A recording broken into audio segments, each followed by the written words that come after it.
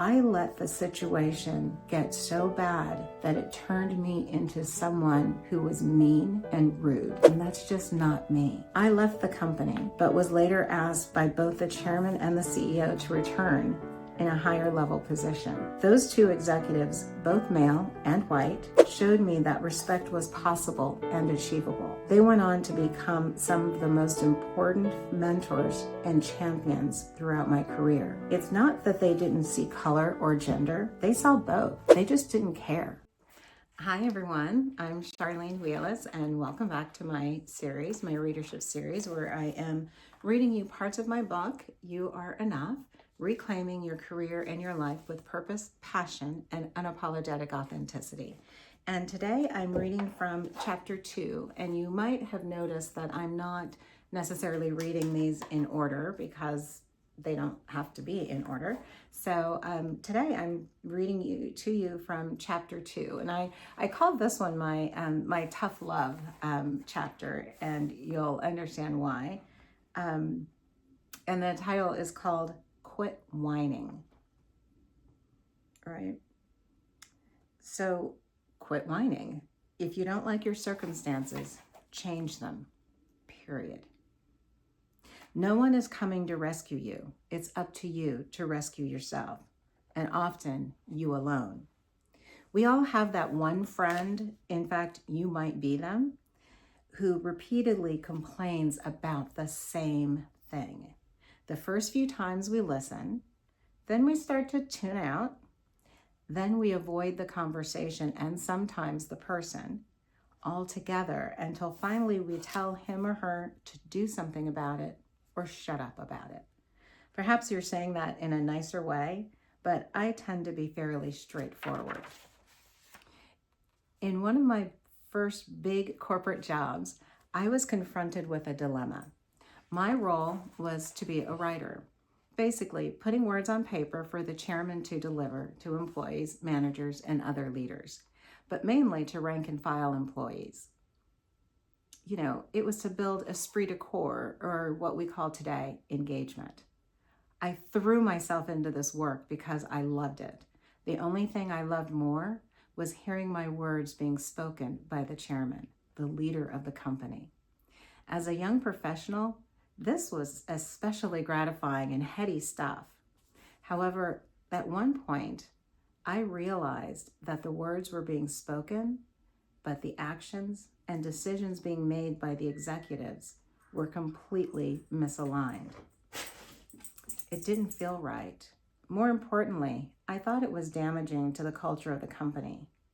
I complained to my boss. Very clearly and succinctly, she said, "It's your own fault. You're the one writing the words." That's it. She put it right back on me, which is exactly where the responsibility belonged. The chairman, he wasn't writing his scripts. I was. And clearly I wasn't picking up on the cues.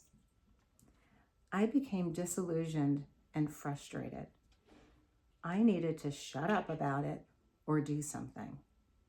I came to realize that I had the power to change my situation. We have choices in our lives, and it is our choice that moves us forward, pulls us backward, or stagnates us. I chose to leave that job.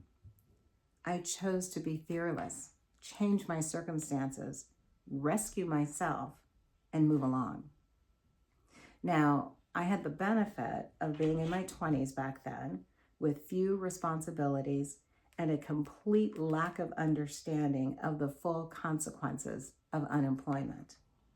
I thought jobs were easy to find, and at that salary, they were. But I don't want to give you the impression that I just walked out the door that day, although that's such a great image, right? But that's not what I did. It took me many months to have the courage to leave, and many injustices before I threw in the towel. There was the executive who berated me in front of others for making a simple decision without consulting him first. He didn't stop until tears began streaming down my face. That situation said more about him than me, but I didn't know that at the time. There were worse things that happened. Here's an example. When I was 5 months pregnant with my first child, a white male employee asked me if I was pregnant on purpose. I remember it like it was yesterday. I can still envision where I was when he said that to me. His questions showed such disrespect that it just felt like a punch. To him, I was just another black girl knocked up by a baby daddy. I was hurt. I mean, I had a ring on. Not this one, but I had a ring on. But I was and still am ashamed of my venomous response back to him. I'm better than that, but his question hit me at a visceral level. I'd like to blame the hormones, but I can't. It was just bad behavior. He was a lot overweight.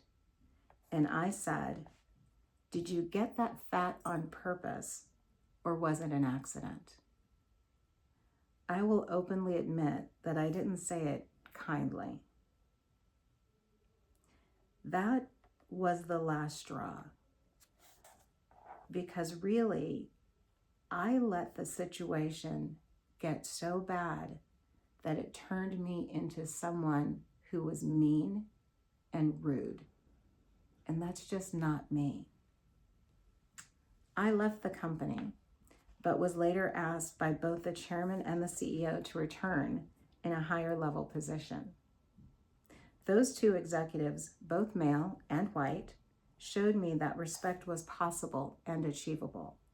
They went on to become some of the most important mentors and champions throughout my career. It's not that they didn't see color or gender. They saw both. They just didn't care. Not everybody cares. To them, I will always be thankful. May they both rest in peace. Changing your circumstances doesn't always mean that you leave your company or your job, but it does mean that you have to do something if you want a better outcome. I've watched people at work take new jobs or change roles or even change professions completely in order to be happier. They understood that they had the power to choose. Sidebar. Know your worth. You must find the respect to leave the table if respect is no longer being served. Tanae Edwards. As I've mentioned before, throughout my career, I have been the first and or the one and only. Sometimes it's been okay, and sometimes it has been extremely uncomfortable. People would often ask me why I stayed in those situations. Why didn't I choose an easier path? Another simple answer. If I left, nothing would change. I felt a responsibility to stay. Making change was more important to me than being comfortable. And sometimes that's just how it is if you're a trailblazer. It was worth it for me to stay unless the treatment ultimately made me doubt myself, my competency, who I am, or my belief in myself. When that happens in a real way, I tell everyone, run, don't walk out the door as fast as you can. Once an organization begins to erode your confidence, at its core, you've lost, and the only one paying the price is you.